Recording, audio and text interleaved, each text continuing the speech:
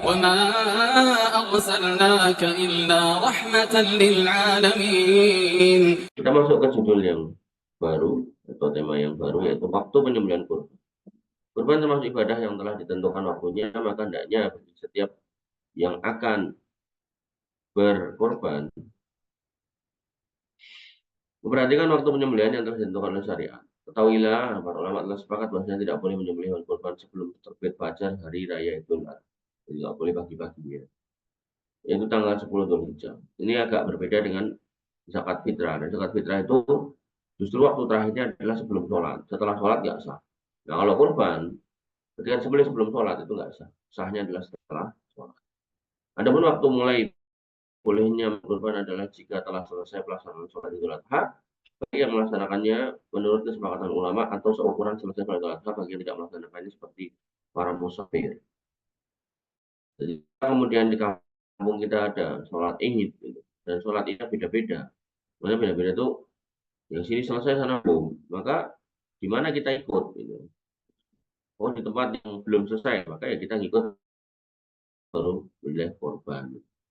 Dan kemudian oh ini sholatnya korbannya kelamaan, kamu pulang terus memilih korban itu, maka itu kurang tepat. Atau kemudian yang kedua kamu safar, ya kan? Dan safar dalam safar kita mungkin tidak melaksanakan sholat id, gitu kan? Tapi kita ingin berkorban, gitu. Maka kita berhenti di pasar kambing atau di mana gitu nyari kambing, kemudian kita sembelih korbannya. Ya, kalau zaman dulu kan orang safar itu kan apa bekalnya itu kan duit atau binatang itu sendiri ya disembelih. Jadi ketika safari rame-rame banyak orang butuh makan, ya berhenti sembelih.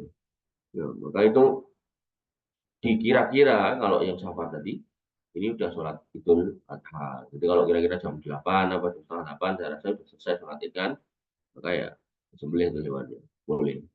Hal ini berdasarkan hadis man dhabaha qabla ayyusalliya falyadbah ukhra makana.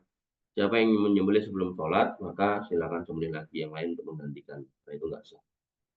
Imam Qudamah, Ibnu Qudamah Al-Maqdisi rahimahullah mengatakan, sungguhnya waktu pelaksanaan penyembelihan hewan kurban di tempat di mana dia melaksanakan sholat Idul Adha, yaitu setelah selesai sholat. Berdasarkan dua hadis dan mengamalkan hadis itu lebih utama. Adapun bagi yang tidak melaksanakan sholat, maka waktunya adalah seukuran selesai sholat dan khutbah Idul Adha. Karena orang yang tidak sholat maka wajib mengambil perkiraan waktu tersebut. Maka barang siapa menyembelih hewan kurban sebelum sholat Idul Adha, maka daging sembelihnya hanya daging biasa, bukan daging kurban.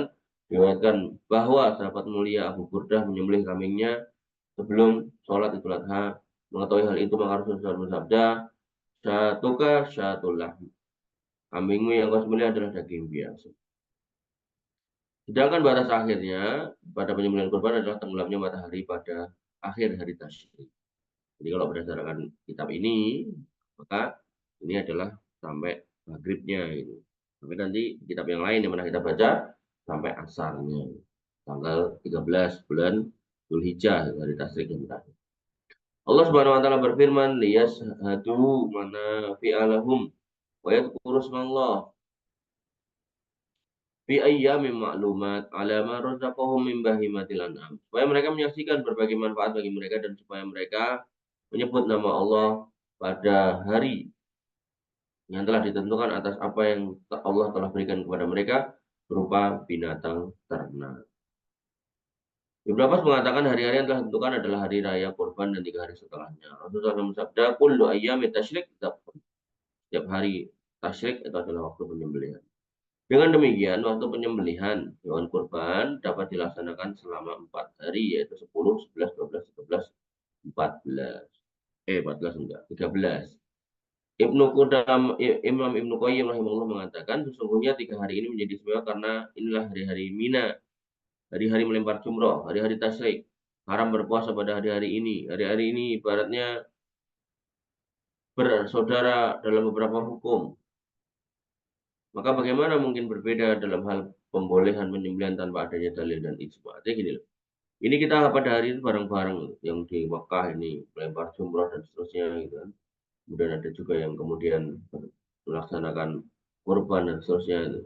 Maka kok ada orang yang menyelisihi ini itu aneh. Demikian yang bisa kita sampaikan dan kita diskusikan. Kurang lebih mohon maaf. Alhamdulillah, subhanakallahumma wa bihamdika, asyhadu an la ilaha illa anta, astaghfiruka wa atubu ilaik. Assalamualaikum warahmatullahi wabarakatuh.